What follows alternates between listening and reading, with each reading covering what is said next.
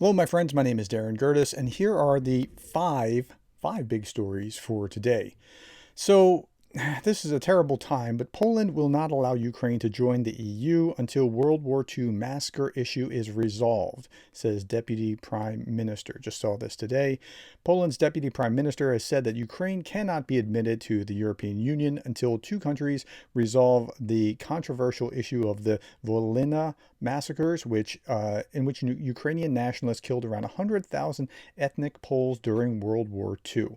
Now, my historical understanding of this is not what it should be, and I'll admit that I had to go look this up, and we'll talk about that in just a moment.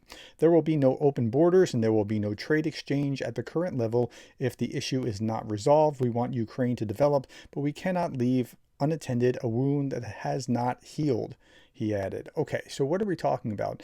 So the massacres of Poles in eastern Galicia.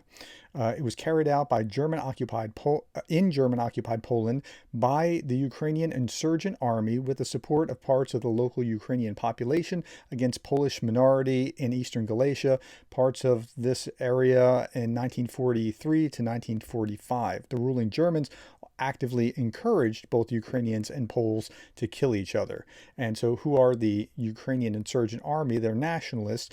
A Ukrainian nationalist, paramilitary, and partisan formation during World War II.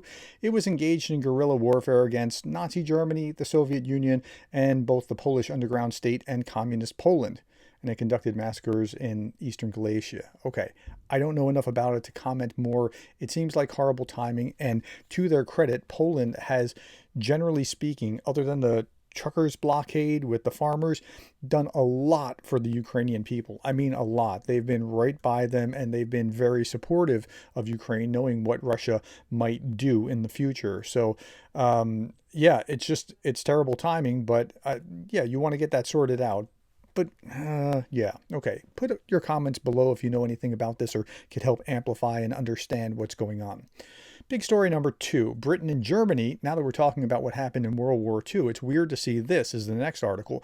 Britain and Germany team up on defense as fears grow Trump will ditch Ukraine. So, okay, Europe's two largest donors of military aid to Ukraine, Germany and Britain, are buddying up in a defense pact as fears grow that a victory for Donald Trump in November's U.S. election could spell disaster for European security.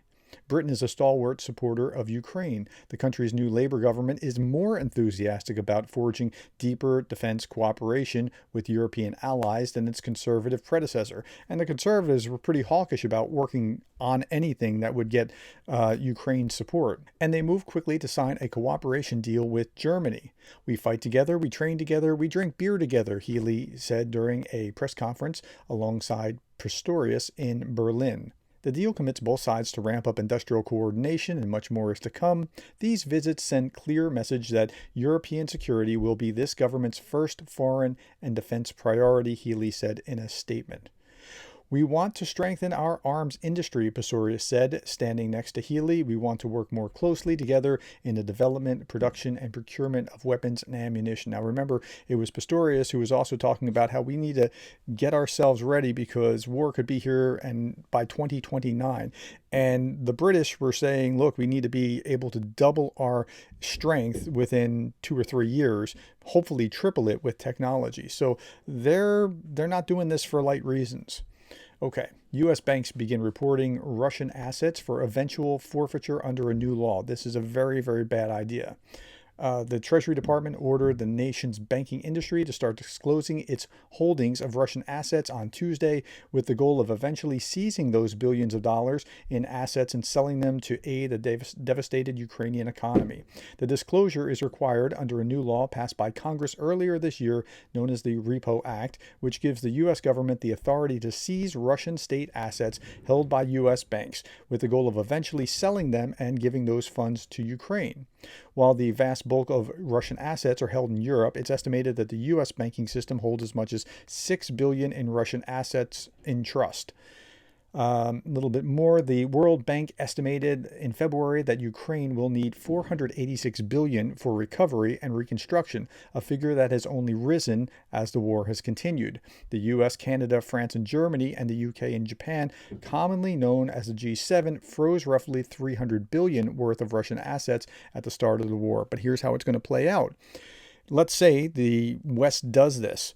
Russia is going to, and they've talked about this before, simply seize whatever Western assets are within Russia, and it's going to hurt those Western organizations. So it'll be an even wash by the time that's done. And it'll hurt those organizations that still have any assets within Russia. So that's how that's going to work out. It's not going to be pretty. Meanwhile, Russia is lying about economic strength. Sanctions are working, and we need more, say 8 European finance ministers. President Vladimir Putin and his authoritarian regime are peddling the false narrative that the Russian economy is strong and that its war machine is unharmed by Western sanctions. This is a lie that must be rebutted. The sanctions and other measures to weaken the Russian economy are effective, but even more can be done. Well, I'm not sure how effective they are, but they are starting to have some toll. But why didn't we do this 2 years ago rather than now? Russia's war against Ukraine is not only being fought by soldiers on the ground, it's also a war of information on which the Kremlin spends an estimated $1.5 billion a year, and of economic strength. So I think the war, if Russia loses, it will, I think, be because of economic collapse of some sort within Russia, or economic being so driven down. If Ukraine loses, it'll be because of military manpower. I think those are the two variables that are in play right now, and it's a race to see who can drive the other down first. It's extremely important that the politicians, the media, the economic institutions in the West do not take information coming out of the Kremlin at face value. When taking a closer look at the signals, it becomes clear that everything is not as rosy as in the Russian economy as Moscow would have us believe. The Kremlin's war factories are already at maximum capacity. That's important to understand. Unemployment has fallen to the point that there are reports that Vladimir Putin approved the replacement of imprisonment for forced labor. Like, think about that, right? So they need forced labor at this point. To finance the war, the Russian government has tapped into the liquid assets of Russia's National Wealth Fund. Export bans for petrol and sugar have been introduced to secure domestic supply. Strict capital controls have been put in place to prevent the exodus of private funds from the countries, to keep the ruble from free falling. Now, capital controls, export bans, and heavy investments in the war industry are not new policies, but rather a return to the Soviet playbook. What could be perceived and mistaken as a boost to Russian growth is in fact the beginning of re-Sovietization of the economy. And I've said that many times, that Russia is becoming more authoritarian. They're not becoming Soviet in an ideological sense as much as just the authoritarian sense. Okay, and this was signed off on by these finance ministers from Sweden, Denmark, Estonia, Finland, Latvia, Lithuania, Netherlands, and Poland. I think they're right about this. Okay, big story number 4, I think. The U.S. shouldn't learn the wrong lessons about Ukraine's drones. So we look on social media and we see drone warfare, and it looks pretty awesome, but we're only seeing like the best part of it. That's how social media works. You don't see all the times where they didn't hit, or where they couldn't find something, or where they were shot down, that sort of thing. The plentiful social media videos of Ukraine drones destroying tanks, for example, give viewers the impression that the units flying the drones are more successful than they actually are, said a senior fellow at the Carnegie Endowment for International Peace. The problem is that you get a huge issues with sample bias, and that's fair. I mean, you're not seeing every time they attack, you're only seeing the most successful times. Ukraine is increasingly using drones to sow mines and haul supplies, which draw less attention than the flashier strike missions, but that's really where they're being deployed most, and that's how we ought to be thinking about it. At the same time, from Ukraine to Taiwan, jamming of 50-year-old GPS is a defense tech nightmare. So GPS-1 interference is happening in conflict zones around the world and is thwarting even the most advanced weapons on the battlefield. In Ukraine, Russian forces are jamming American weapons, including drones and missiles that rely on GPS, a major blow to Ukraine's counteroffensive. This interference isn't limited to the battlefield. Russia is also accused of interfering with civilian aircraft GPS systems throughout Eastern Europe, as evident in more than 40,000 flights experienced navigation issues over 6 months. months. The prevalence of GPS interference is due in part to America's reliance on outdated GPS technology that can easily be compromised by our adversaries. And that's what's causing us to go to AI drones or something along those lines. And that's what they're working on now. Okay, big story number 5. Wow, Vice President Harris raised over $250 million since Sunday afternoon. Well, let's check that out. Yes, apparently she has. This is the Washington Post. $250 million since Biden's announcement, so there's some enthusiasm there. So it's $126 million from 1.4 million donors from her side, and then there's also the Future Forward PAC that's announced $150 million in commitments in the first 24 hours after Biden's Sunday afternoon announcement. So it looks like she's gaining some momentum. And if we look at the polls, it looks like the polls are slipping a little bit for Trump, but we'll see what it is over the time. The blue is Harris, the red is Trump. These are general polls, and these are all the major polling organizations. So it looks like there is some progress there. Harris, it's still Harris on a Democrat ticket. It looks very probable. Harris is the 47th president, 52 cents to 48. It was slightly higher yesterday, but it was at 50 the day before, and it was at 30 something just a couple days before that. So maybe she's gaining some progress.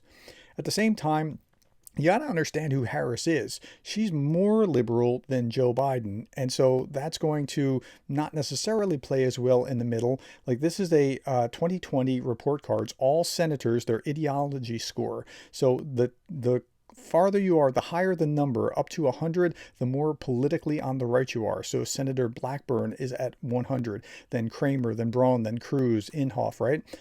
Go all the way to the bottom of U.S. senators. The least ideologically conservative, the most ideologically liberal is Senator Sanders, followed next by Senator Harris. And that's going to be problematic for her potentially. It's not going to hurt her on the left, but it might hurt her in the center. And now the narrative has become, so instead of age being the issue, and although on the left they're saying age is an issue for Trump, even though they wouldn't say that age was an issue before when Biden was still in, but now they're saying again and again it's about sexism, it's about racism.